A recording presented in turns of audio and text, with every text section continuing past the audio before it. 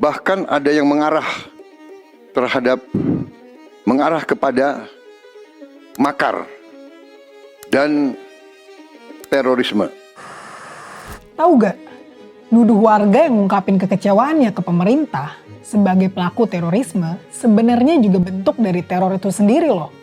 Tapi kenapa ya negara malah ikut neror warganya sendiri? Nah, ternyata gini alasannya.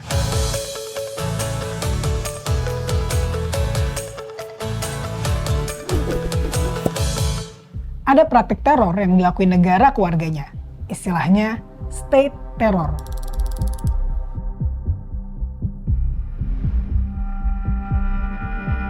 Teror negara bisa macam-macam, tergantung strategi atau tujuannya. Dan seringkali, dalam satu kasus, jenis teror bisa berlapis.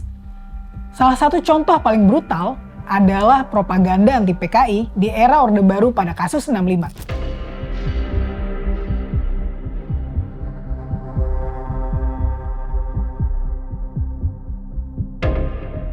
Pasca G30S, ratusan ribu orang yang dituduh PKI atau sekedar dekat dengan PKI harus nerima konsekuensi kayak gini.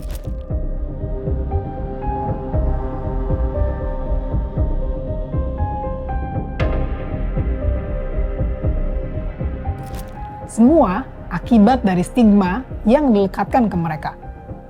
Di sini kita bisa lihat ada teror diskursif, yaitu teror lewat ide dan wacana. Bukan cuma itu, ada juga teror sistematis di kasus ini, yaitu kekerasan yang dilakukan secara terorganisir dan berkelanjutan, dari pembantaian massal sampai kebijakan politik.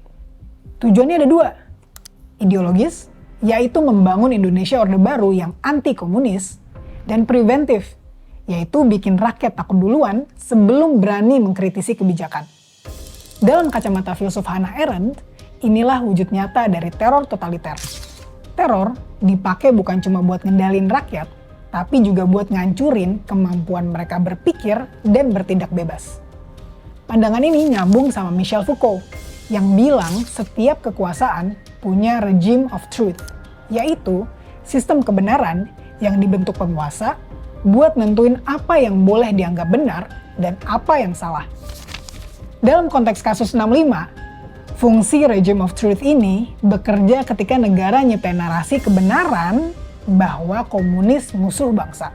Terus, teror dengan tindak kekerasan, stigma, sampai kebijakan politik dipakai buat mastiin semua orang percaya dan takut mempertanyakan fakta. Teori-teori barusan masih relevan di banyak kasus teror di era Orde Baru sampai saat ini. Misalnya, pembungkaman aktivis, atau mereka yang dianggap kritis terhadap kebijakan pemerintah. Kita harus bangun negeri ini dengan benar, hentikan kekerasan.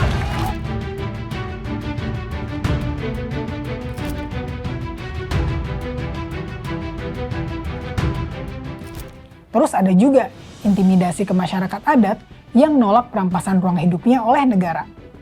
Bahkan, kejadian beberapa waktu lalu ini ketika polisi nyita buku dari peserta demo dengan alasan apakah buku bacaan ini berpengaruh terhadap cara pandang seseorang sehingga melakukan tindakan-tindakan anarkis. Di sini kita lihat gimana kekuasaan punya caranya sendiri buat ngendalin pengetahuan dan makna. Kayak yang dibilang Michel Foucault di Discipline and Punish, kekuasaan dan pengetahuan selalu jalan beriringan. Yang nguasain pengetahuan atau definisi kebenaran bisa nguasain pikiran manusia.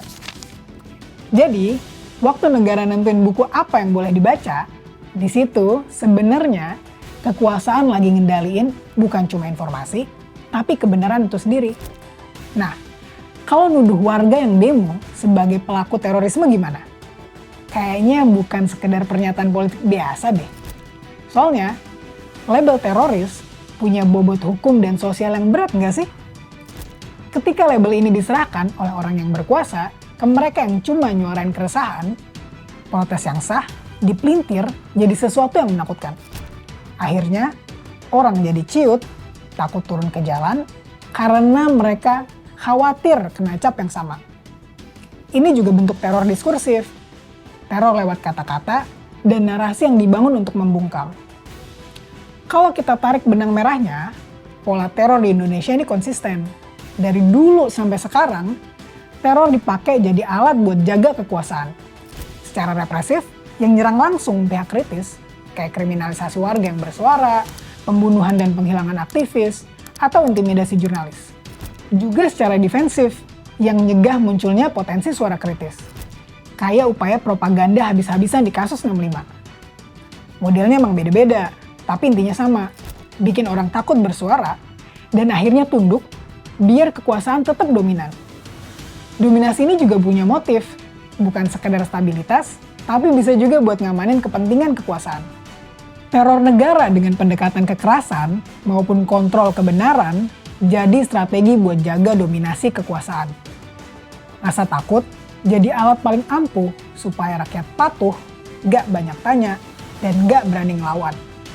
Karena ketika rakyat berhenti bersuara, kekuasaan jadi lebih leluasa buat bertindak tanpa pengawasan. Di titik itulah, teror sampai ke bentuk yang paling berbahaya. Ketika diam dianggap aman, dan takut jadi kebiasaan.